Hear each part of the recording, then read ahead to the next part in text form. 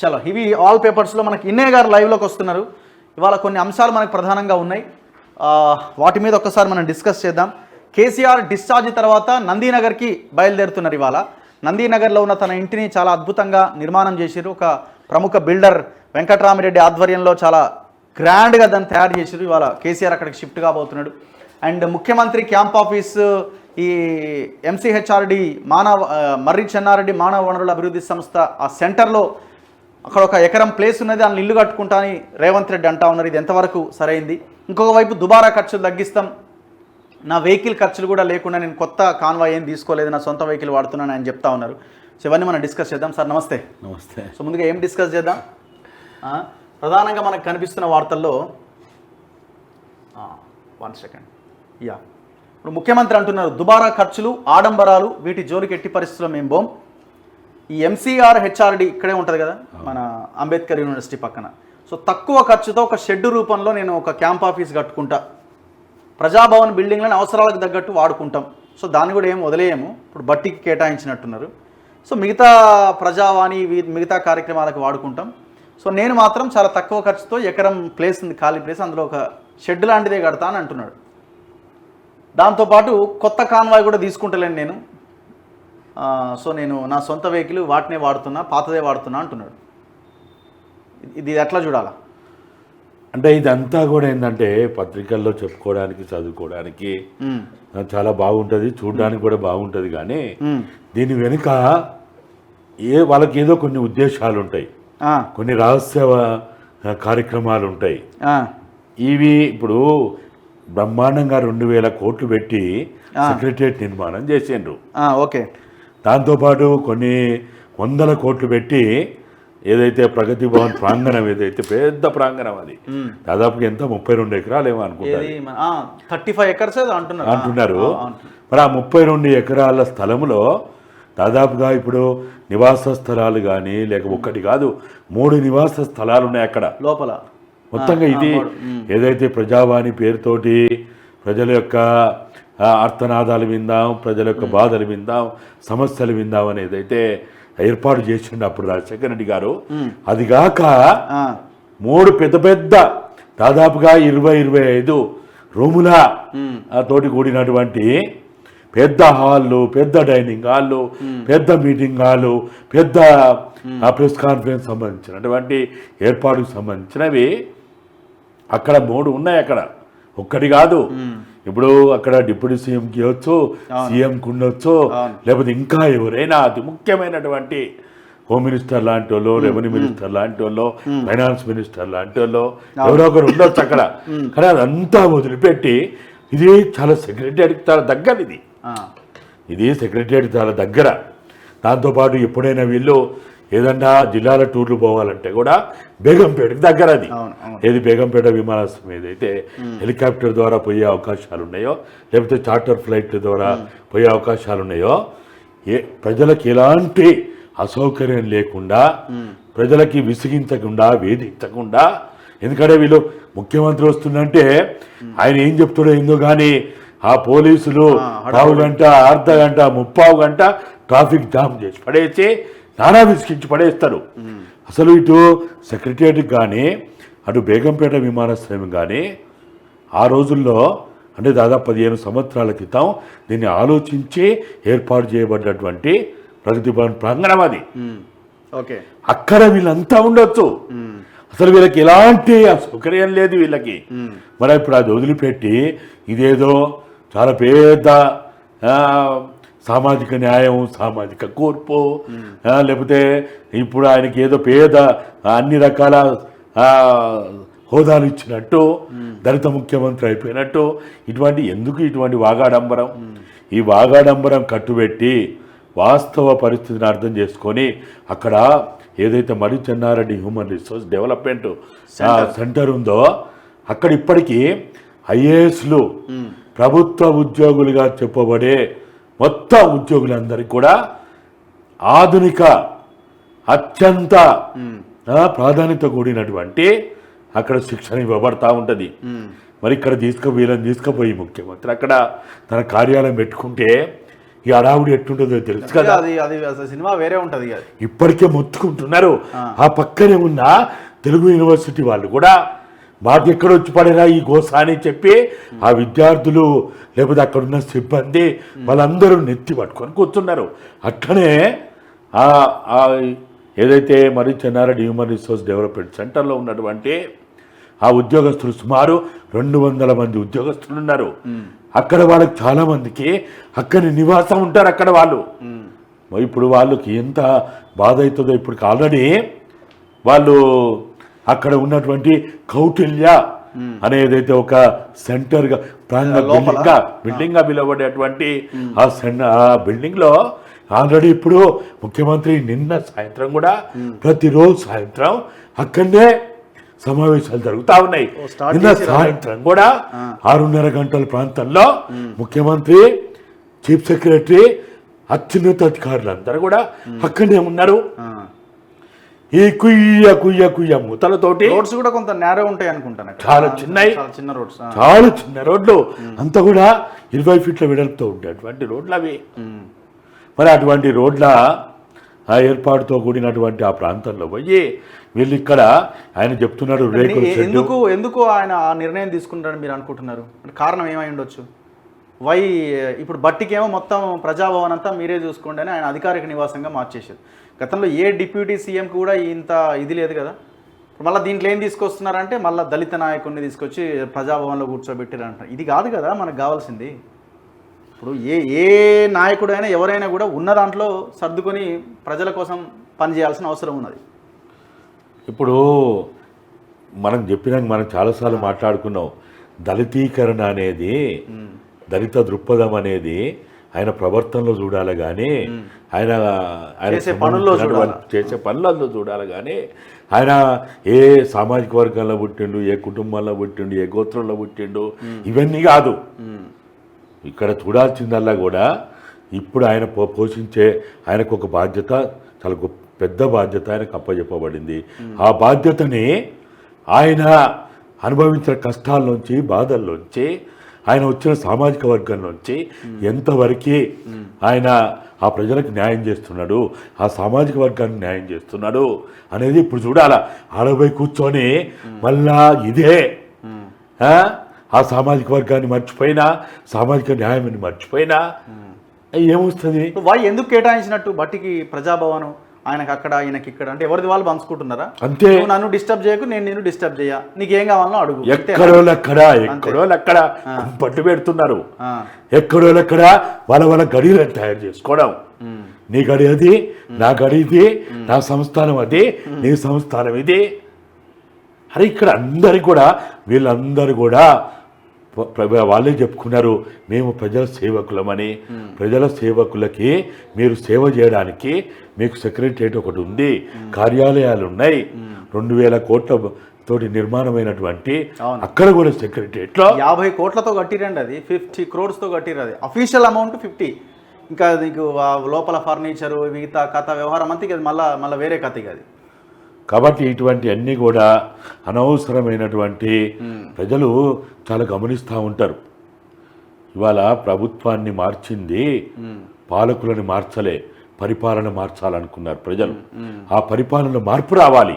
ఆ పరిపాలన మార్పు రావాలంటే అసలు ముఖ్యమంత్రి కానీ, ఉప ముఖ్యమంత్రి కానీ రోజు పొద్దున 10:30 కల్లా సెక్రటరియట్లో ఉంటే అక్కడికి మంత్రులు వస్తారు, ప్రభుత్వ అధికారులు వస్తారు, అక్కడ క్యాంప్ ఆఫీస్ అన్నదే కేవలం అది అతిథి భవనం కదా. అంటే ఎవరైనా వచ్చినప్పుడు పని వేళలు కాకుండా మిగతా సమయాల్లో ఆయన ఉండడానికి ఉన్న భవనం అది. ఉదయం 10 గంటల లోపు, సాయంత్రం 5 గంటల తర్వాత క్యాంప్ ఆఫీస్ నిర్వహణ ఉంటుంది. అసలు ఈ క్యాంప్ ఆఫీస్ అనేది బ్రిటిష్ కాలం నుంచి ఉన్నది, నిజాం కాలం నుంచి ఉన్నది. ఆ రోజు బ్రిటిష్ పాలకులు ఉన్నప్పుడు ఇప్పుడు కలెక్టర్ క్యాంప్ ఆఫీస్ అంటాం. కలెక్టర్ క్యాంప్ ఆఫీస్ అంటే ఏంటిది? కలెక్టర్ నివాస స్థలము. కలెక్టరు ఉదయం 10 గంటల లోపు, సాయంత్రం 5 గంటల తర్వాత విధులు నిర్వహించేటువంటి కార్యాలయాన్ని కలెక్టర్ క్యాంప్ ఆఫీస్ అంటారు. మిగతా టైం అంతా ఆయన ఆఫీస్లో ఉండాలి, ఆ కార్యాలయంలో ఉండాలి. ఆయనకు ఒక సెక్రటరియట్ ఉంది, సెక్రటరియట్ లేకపోతే అసెంబ్లీ ఉంది.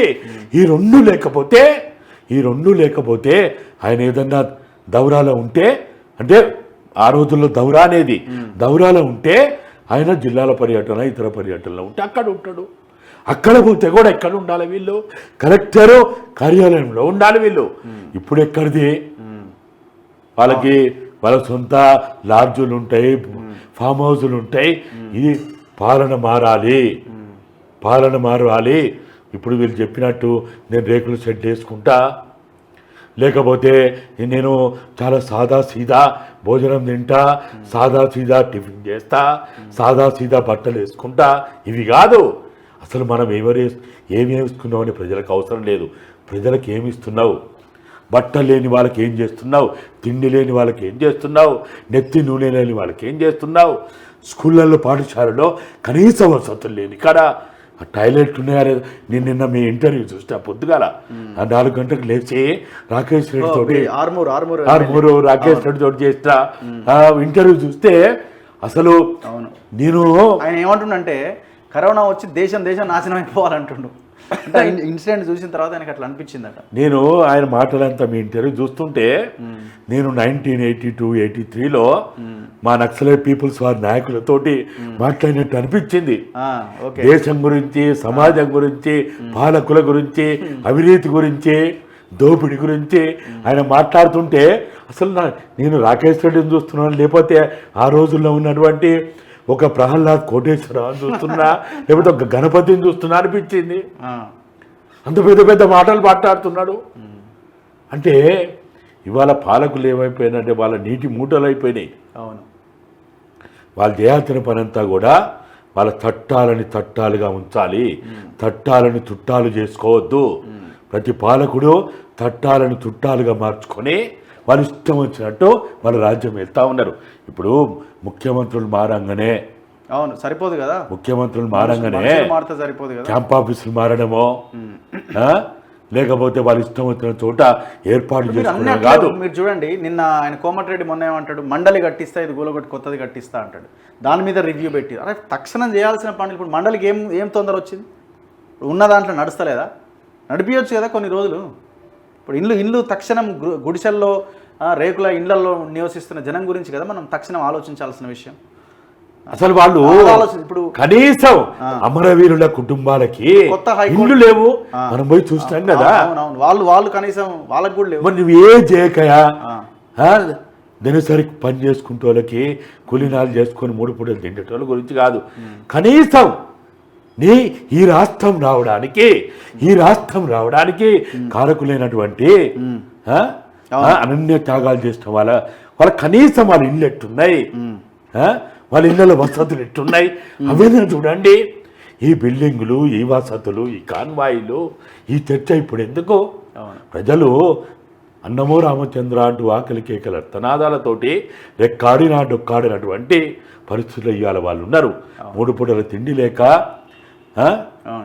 వాళ్ళు బతకాలన్నా సావాలనే పరిస్థితిలో ఉన్నారు. ఇప్పటి వరకు నేను పొద్దున కూడా వస్తూ మాట్లాడుకుంటూ వచ్చిన రైతు బంధు ఇంకెవరి వల్లే, రైతు భరోసా ఎవరి వల్లే. మరి రైతు భరోసా ఎప్పుడు పడుతుంది అది ఆలోచించండి. వాటి మీద ఫోకస్ చేయాలి. కనీసం ఎకరం ఉన్నోళ్ళకి 2 ఎకరాలు ఉన్నోళ్ళకి వాళ్ళ గురించి ఆలోచించండి.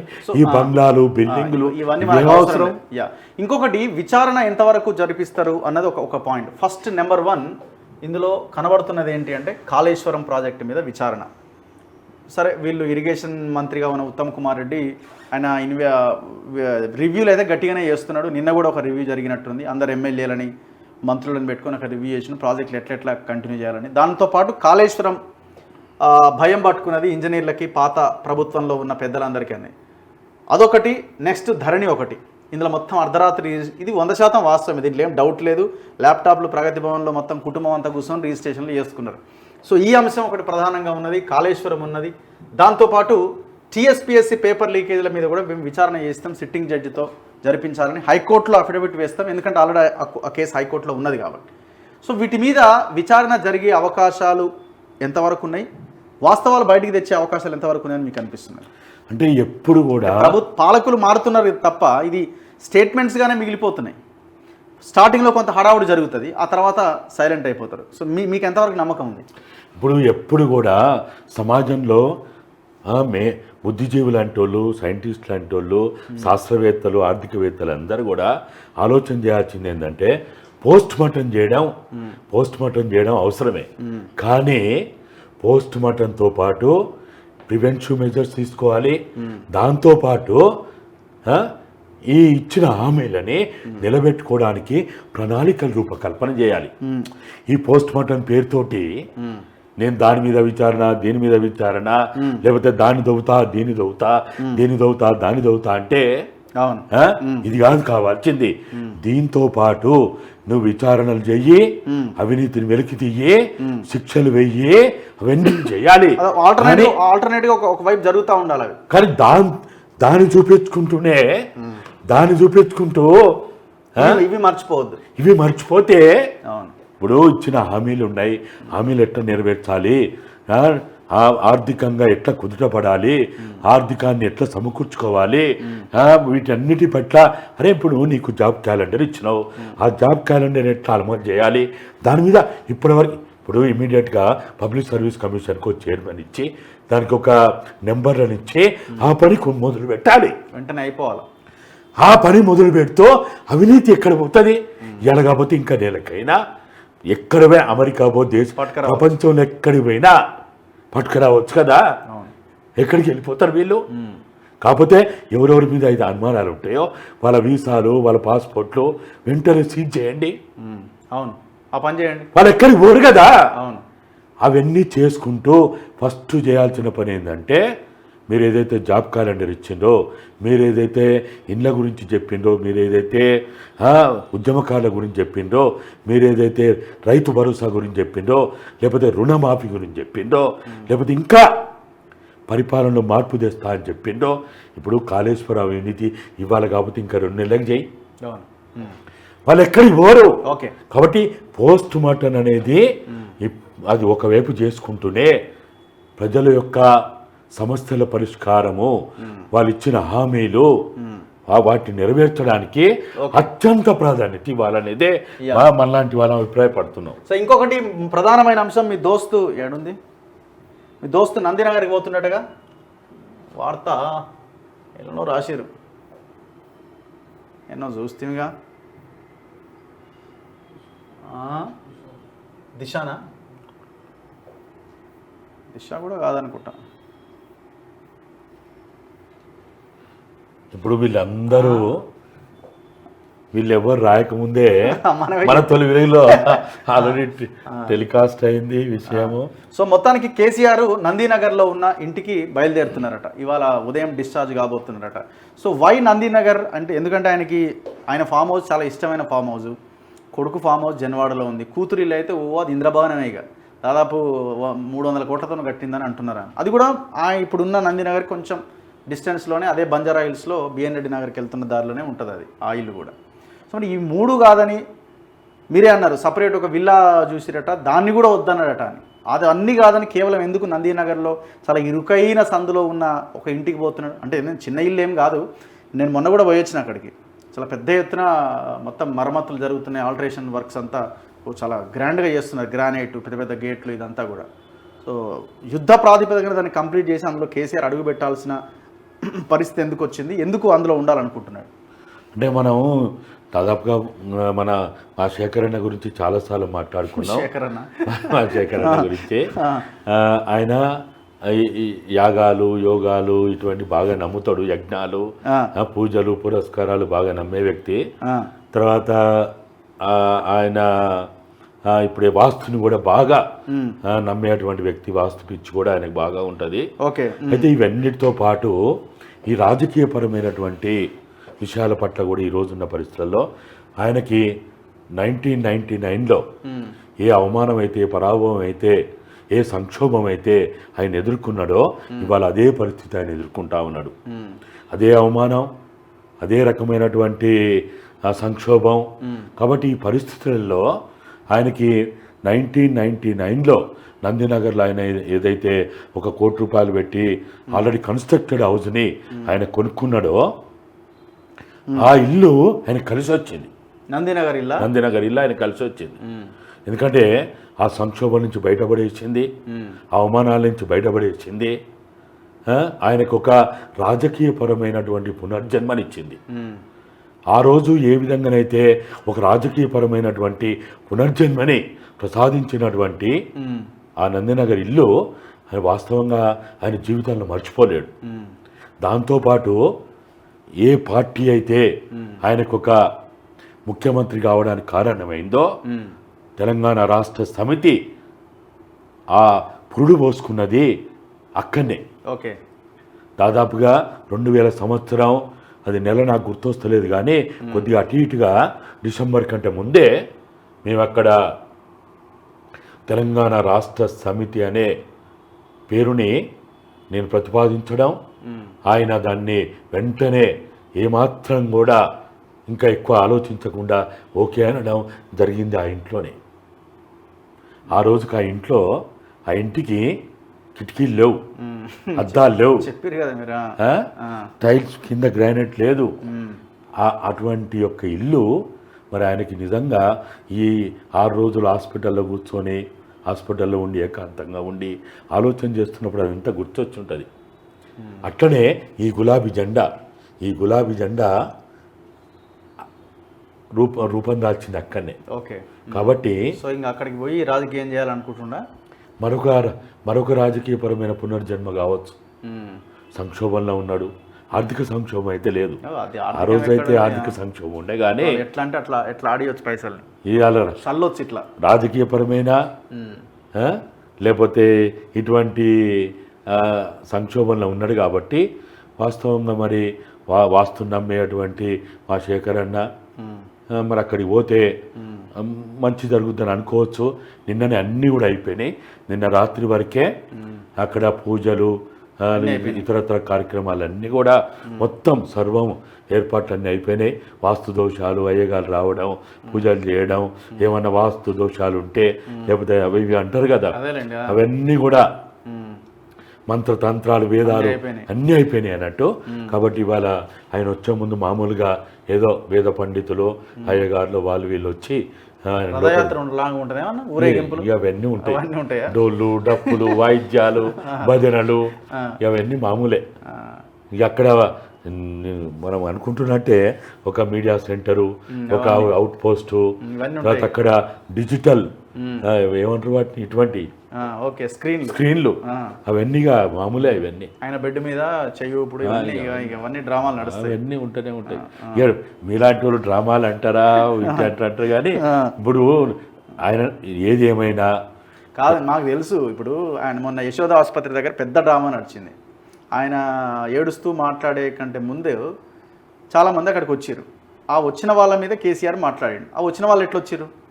గజ్వేల్లో ఉన్న ఒక 2-3 కౌన్సిలర్లు బస్సులు పెడితే అక్కడికి వచ్చారు. జనాలు బస్సులు కట్టుకొని సొంతంగా అయ్యో కేసీఆర్ అని వచ్చినారు. అది వాస్తవమే కదా, అది ఓపెన్ ఇదే. సో దాని తర్వాత ఆయన దాన్ని మాట్లాడిండు. ఇప్పుడు ఇదంతా సరే, ప్రతి పొలిటికల్ పార్టీ ఇలాంటి సిచ్యువేషన్ని వాడుకునే ప్రయత్నం చేస్తుంది. గతంలో చంద్రబాబు నాయుడు కూడా ఇట్లాగే వాడుకున్నాడు అలిపినప్పుడు, అంతే కదా. సో వీళ్ళ రాజకీయం వీళ్ళే చేస్తున్నారు. 100% అది డ్రామా తప్ప ఇంకేముంటుంది. అయితే ఇప్పుడు సరే ఇవన్నీ ఆయన చేసే రాజకీయ ఎత్తులు జిత్తులు జిమ్మిక్కులు మనమే అంటాం కదా. నేను ఎప్పుడు ఆయన ఇక్కడ మనం ఇప్పుడేదో మన తొలి వెలుగు స్క్రీన్ మీద మాట్లాడడం కాదు, ఆయన ఇంట్లో అదే నందినగర్ ఇంట్లోనే చెప్పిన టక్కు టమారా గోకర్ణ గజకర్ణ విద్యల్లో నిన్ను మించిన వాళ్ళు లేరు. కాబట్టి నీ ద్వారానే అప్పుడప్పుడు అనేది అన్న ఇన్న తెలంగాణ వస్తుందా, నేను ఎట్లనైతే ఆయన శేఖర్ అన్న అనే పదానికి తక్కువ చేసి మాట్లాడపోయేది. ఆయన కూడా నన్ను ఎప్పుడు కూడా ఇన్నన్నా అనేది ఉచ్చరించేది. అసలు పార్టీలో మమ్మల్ని ఇద్దరిని రామలక్ష్మణులు అనేది. ఆ విధంగా మేము కలిసి పనిచేస్తాం కాబట్టి ఇప్పుడు ఆయనకి సరే ఏది ఏమైనా ఆయనకు ఒక ప్రమాదం అయితే జరిగింది. నేను నమ్ముతున్నా ఆయన అనారోగ్యానికి గురైండు, అదైతే నేను నమ్ముతున్నా. ఇక మిగతా విషయాలు ఏవైతే ఉన్నాయో ఇప్పుడు మనం సావునైనా శుభకార్యాన్నైనా పండగనైనా పబ్బాన్నైనా విందునైనా వినోదాన్నైనా రాజకీయం చేయడం అనేది రాజకీయ నాయకులకు అలవాటైంది. ఓకే, కాబట్టి వాళ్ళు ఇప్పుడు మరి ఇటువంటి పరిస్థితుల్లో మా శేఖర్ అన్న చేయడాన్ని నేనేమో అనుకోను. ఓకే, కాబట్టి ఆయనకు బాగా అలవాటే చేస్తాడు. కాకపోతే ప్రజలు చాలా అప్రమత్తంగా ఉండాలి. ప్రజలు ఎప్పుడు కూడా గుడ్డిగా దేన్ని నమ్మొద్దు. ప్రతిదాన్ని మనం ఆలోచించి ఎవరేం చేస్తున్నారో గమనించాల్సిన అవసరం ఎంతైనా అయితే ఉంది. Thank you sir, thank you very much. కలుద్దాం. ఒక 2 నిమిషాలు పబ్లిక్ ఫోన్ కాల్ తీసుకొని వస్తా.